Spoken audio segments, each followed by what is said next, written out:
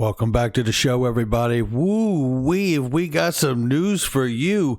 Elon Musk and Tesla take a huge position in Bitcoin revealed this morning. We're going to get into that, and we're going to get into where is all of this going? What are we talking about here when we're talking about crypto and 3, 4, and 5 digit XRP? How do we get there? What is going to actually make us get those big bucks, just like we see for Bitcoin right now, which is raging on the news? Let's go ahead and roll that beautiful intro and find out.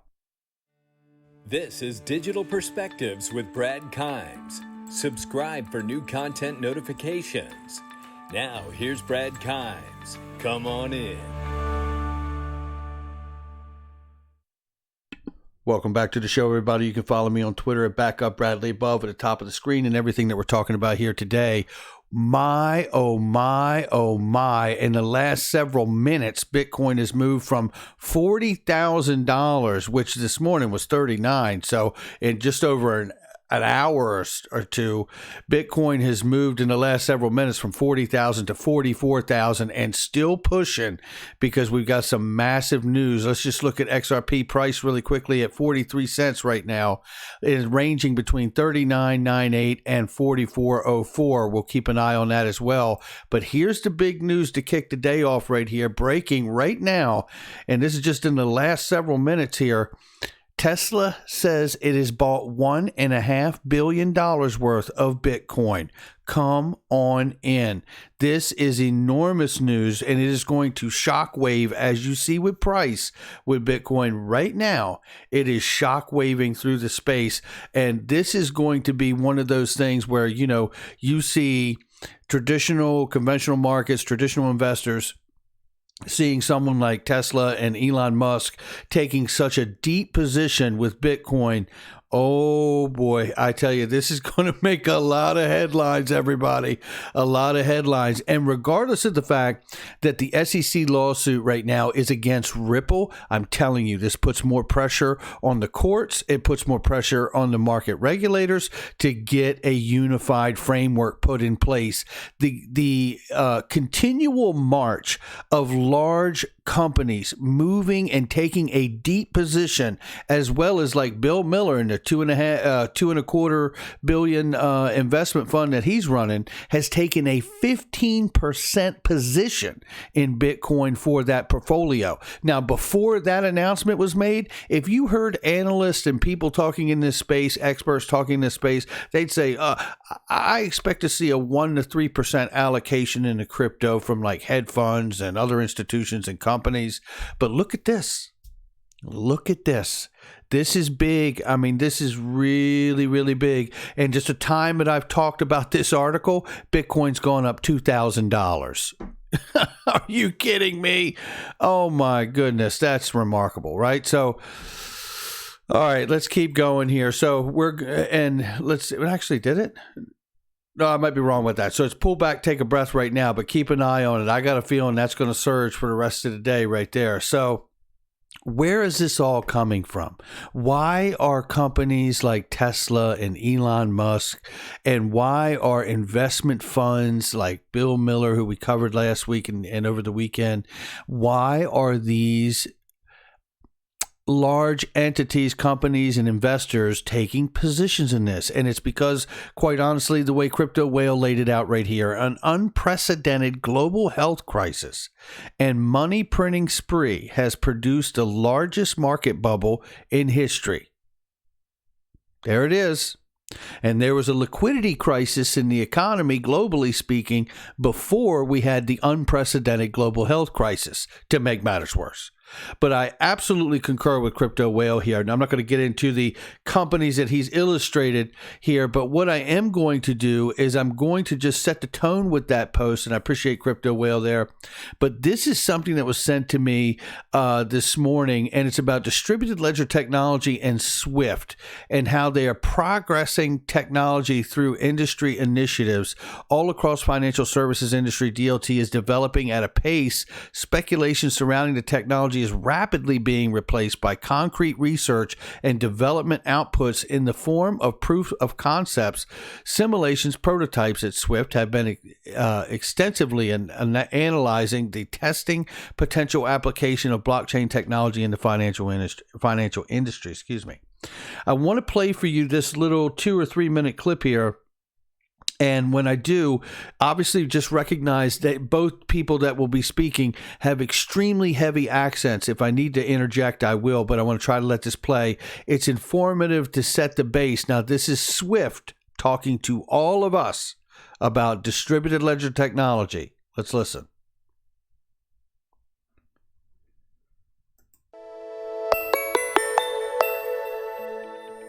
We're delighted with the outcome of our DLT proof of concept exercise that was looking at the application of the technology to the problem of liquidity management, which is a serious problem for banks. Just really quickly here, I want to remind you, they're delighted with the outcome.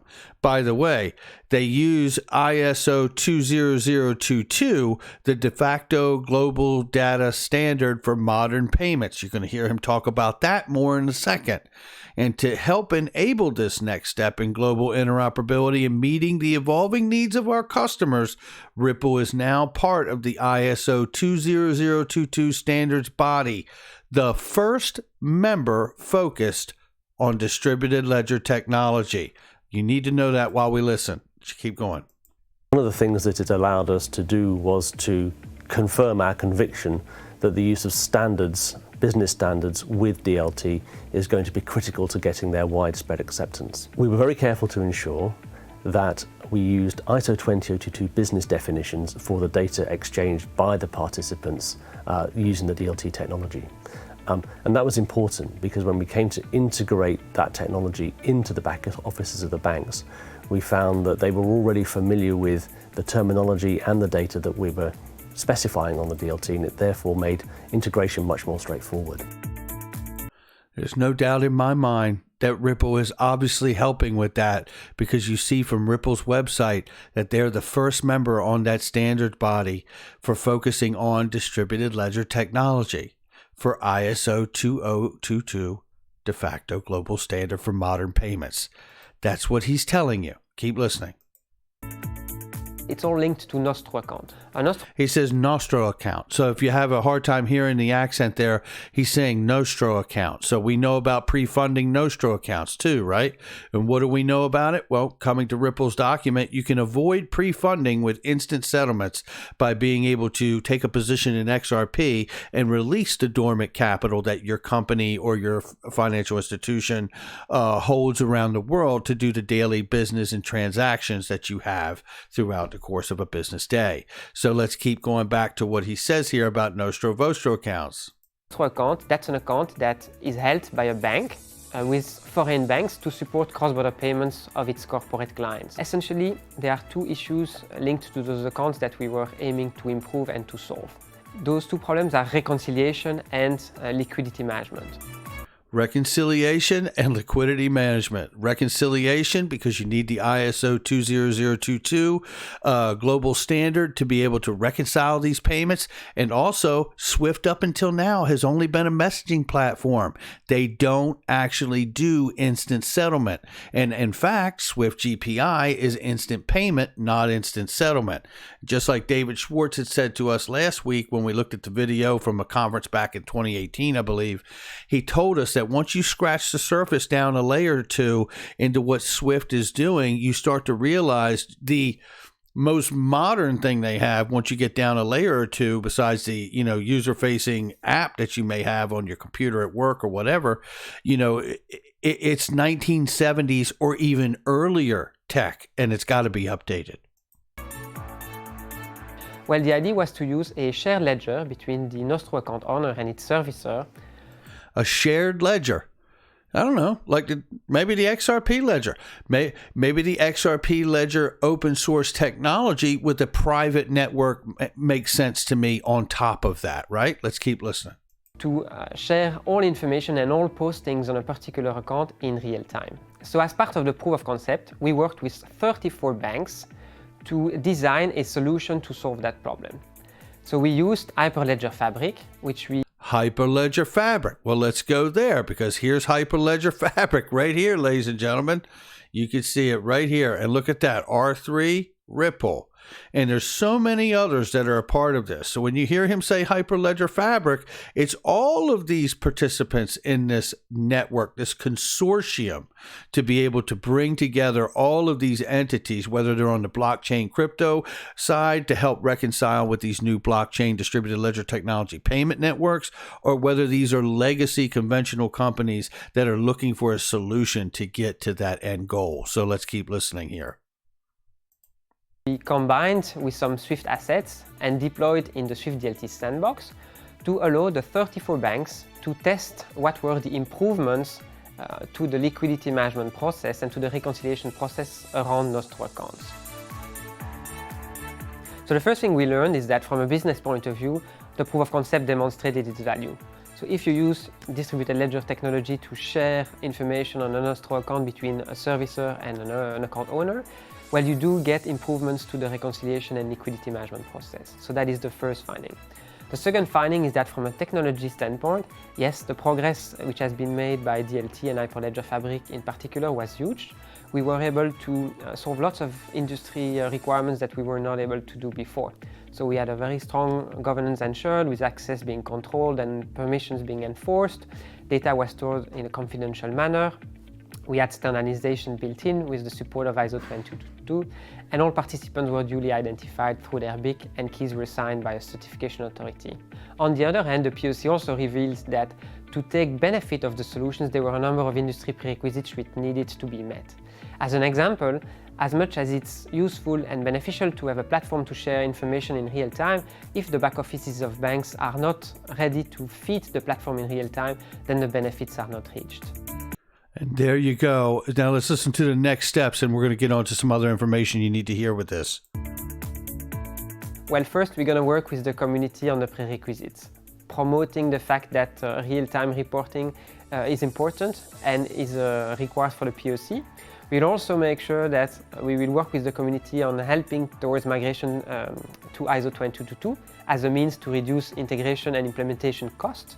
From a technology point of view, what are we going to do? So we will keep on doing our DLT effort, doing more proof of concept and so forth, in order to progress towards our vision, which remains to evolve our platform with DLT capabilities to ensure that over time our members can benefit from DLT solutions provided by Swift or third parties, reusing their Swift infrastructure and connectivity.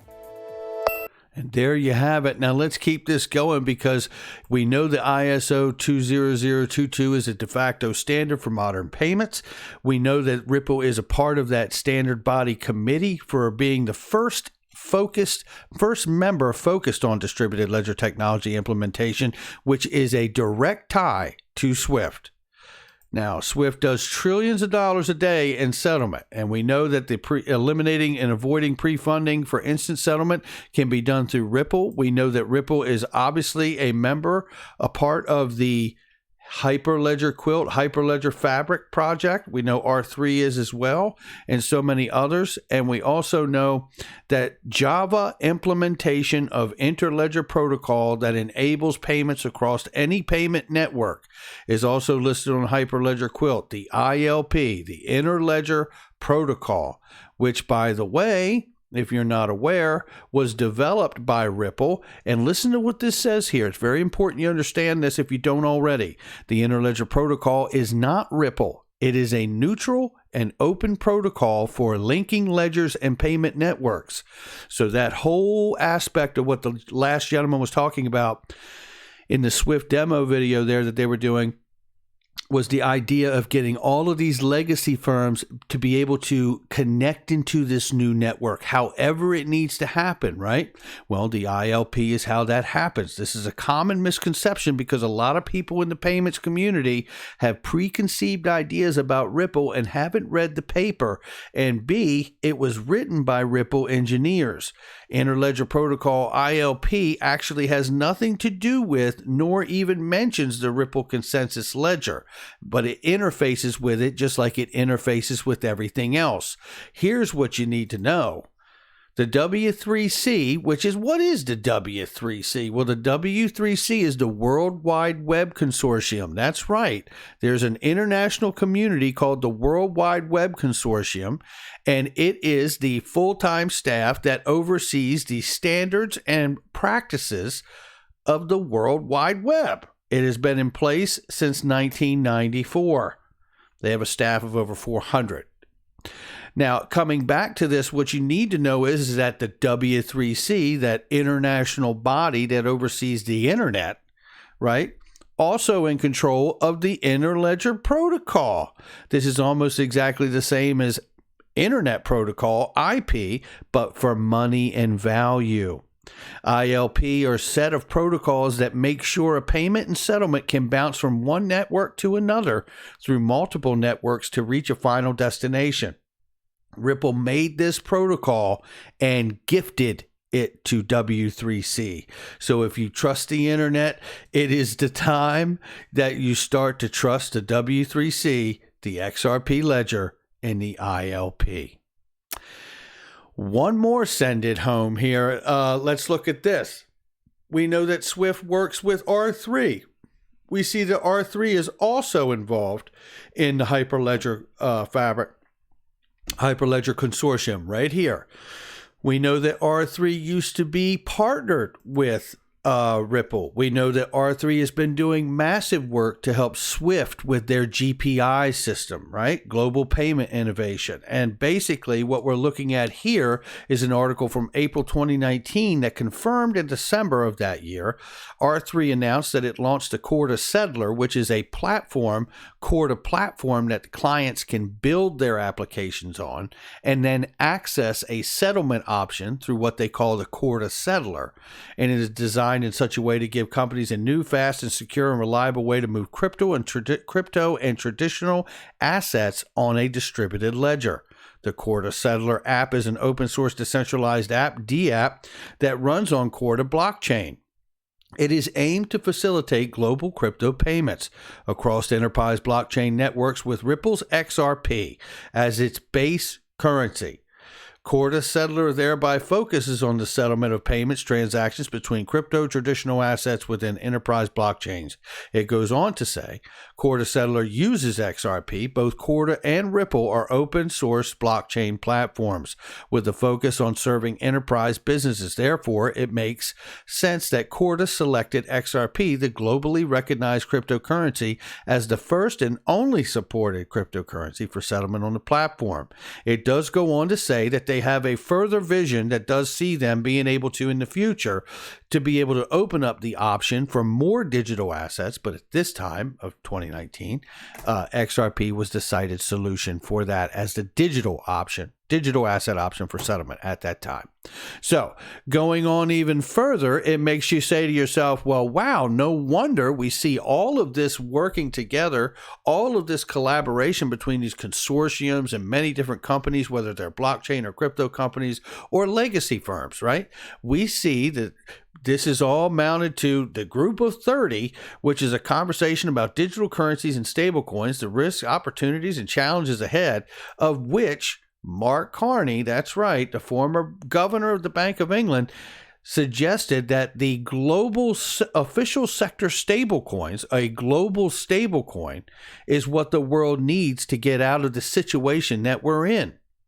Because of the, unprecedented health pandemic and the global liquidity crisis before it and all the bubbles that are arising because of money printing. He says here we could use something like it is possible that such a stable coin could be valuable for cross-border payments, serving as a function similar to that offered in the private sector by Ripple, a real-time gross settlement system, currency exchange, and remittance network whose digital currency XRP leapfrogs slow, expensive correspondent banking. So now we have the recommendation not only that Ripple and XRP are a solution to move to a situation that could relieve the stress off of something like the US dollar as a reserve currency, a systemic hegemonic currency, as they call it, for example, could be a stable coin backed by a basket of deposits in different central banks. This is what he is referring to as the idea of what a global stablecoin could be. Now, we know we're going to be getting a global stablecoin at some point because the Financial Stability Board, connected to the G20 and working with the BIS, regulation, supervision, and oversight of global stablecoin arrangements. It doesn't mean XRP will be the only one, but according to Mark Carney, that's at least one. XRP, to Mark Carney, is a global stablecoin. And we know that we're going to be getting a global stablecoin, and we know that R3 and SWIFT and XRP are an option for settlement for SWIFT's GPI. And any partner that's working with R3 that uses the Corda platform and then wants to exercise the digital asset on the Corda settler for settlement. We also know that the World Wide Web Consortium is overseeing the world's internet and has been gifted back in 2015, I believe it was, the Interledger Protocol, for which they have been building on top of ever since. You know, when I look at these things, it becomes pretty obvious to me. And then you add in today's news of someone like Elon Musk and a company like Tesla taking a position in Bitcoin. You have to say to yourself, because we know that Bitcoin's not really suited for the payment world, right? Doesn't mean it can't be used, but it's not cost efficient or time efficient. You know, we know the things that are wrong with it, but the reality is it has value, and more every day, people are seeing the value in cryptocurrencies and these payment networks, and Bitcoin being seen as a store of value, right? Just like digital gold, right? And the reality to me is the more we move to this kind of realization and more awareness that large companies are taking such a public position in an asset like Bitcoin, it isn't going to be long before they find out exactly what XRP is going to do. And I don't think it'll be long after that before we see the SEC and the courts get a resolution, because Ripple has done something really special here. Obviously, they have Ripple private equity and shares to the company. Those are what entitle you to be a shareholder to the company, right? Is to own some of those Ripple stock shares, right? But what they have done that's so special is they've created a decentralized ledger, a payments network, a universal payments network that has a native token XRP, right? And this asset can be used to affect settlement around the world, which is where it gets its value from. And as you can see, it is tied to a lot of projects and a lot of companies that bring an enormous level of volume to it. And at some point, we're going to need legal precedent on this asset, because this won't be the last time that you see a company actually offer stocks and then offer an asset that can be a part of their payments network, just as you see Ripple has done. And I believe that's why we need to get legal precedent going forward, not just for Ripple and XRP, but for the entire crypto space. That's going to do it for me. Make sure you hit the like and subscribe, leave a comment below, and share with somebody you know. Hit that notification bell so you don't miss a thing. Make sure you check out the newsletter. Sign up for the newsletter in the description box and the comment section. Check out iTrust Capital if you're looking for a crypto IRA or a gold and silver IRA. It's the best in the business, bar none. And don't forget, it's tax time. Clinton Donnelly's in that comment section too. Make sure you check him out as well. I'll catch all of you on the next one.